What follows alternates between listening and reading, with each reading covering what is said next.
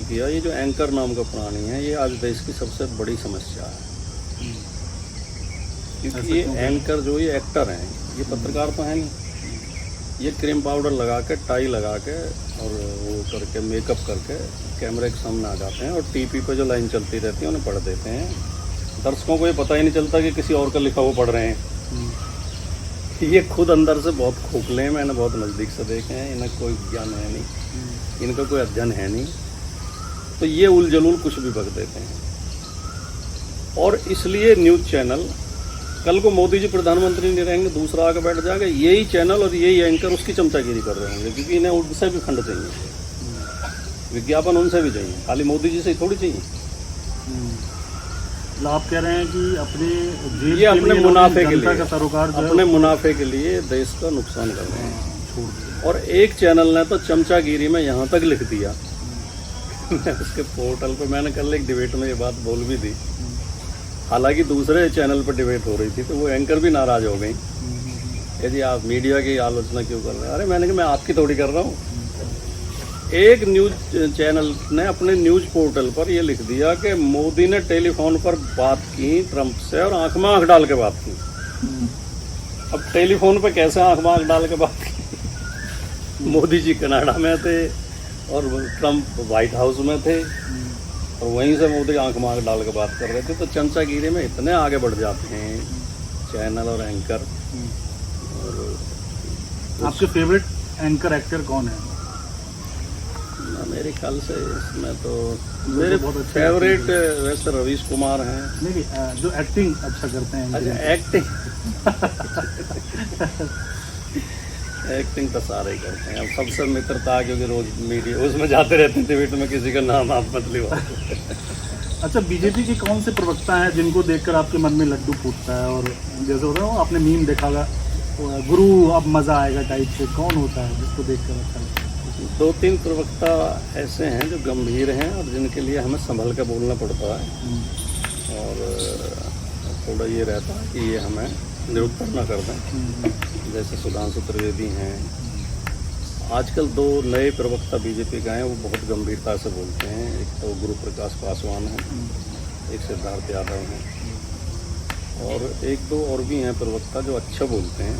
बाकी तो सारे ऐसे हैं जिन्हें देखते ही लड्डू फूट जाते हैं। हम सामने देखते हैं, हमें लगता है कुछ कहने की जरूरत नहीं, ये अपने आप ही एक्सपोज कर देंगे अपना आप, और करते भी यही हैं। वो चिल्लाने लगेंगे, बहुत शांति से जो कहने की बात है उस पर चिल्लाने लगेंगे और जी अपशब्द बोलने लगेंगे, और वो खुद ही ऐसा मौका दे देते हैं कि हम उन्हें आधी मिनट में लपेट देते हैं।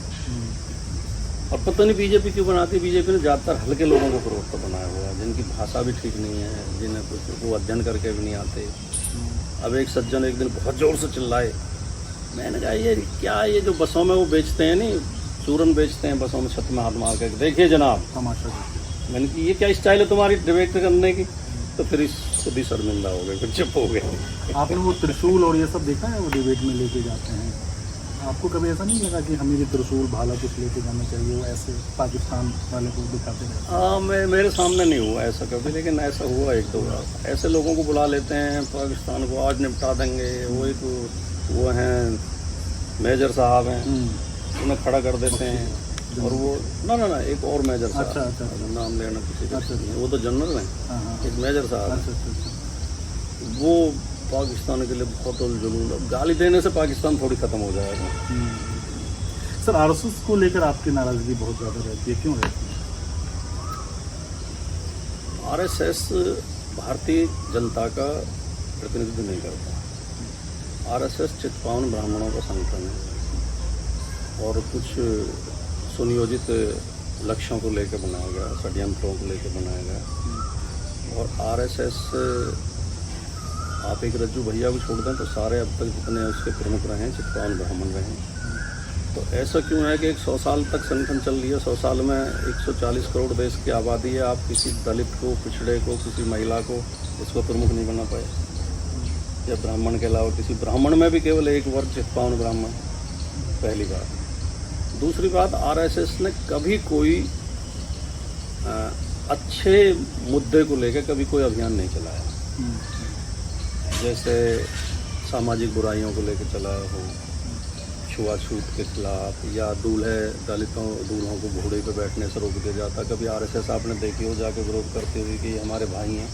वैसे तो हिंदू एकता की बात करते हैं वो, लेकिन उनकी हिंदू एकता एक विशिष्ट वर्ग तक सीमित है।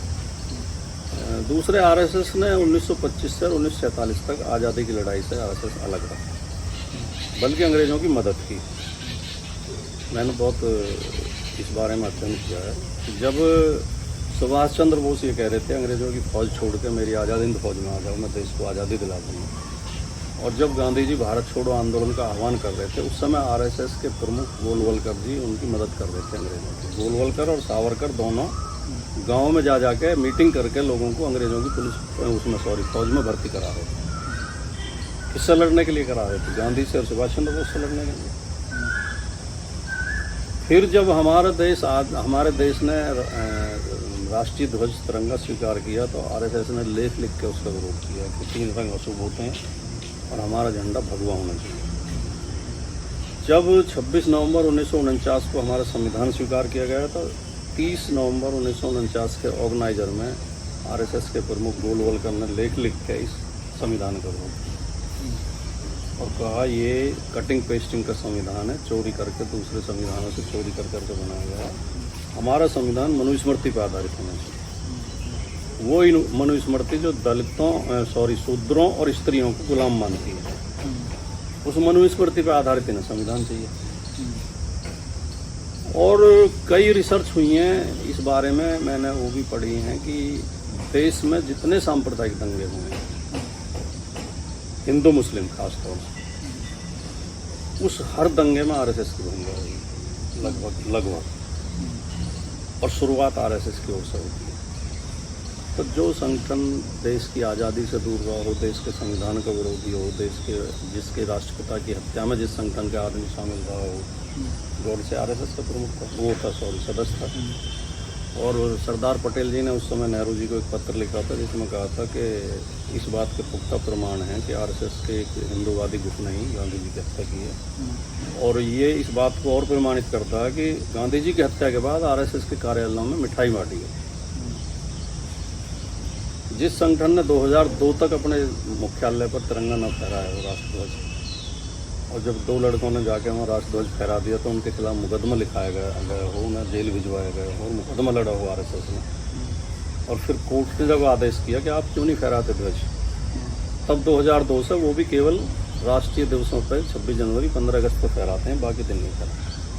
और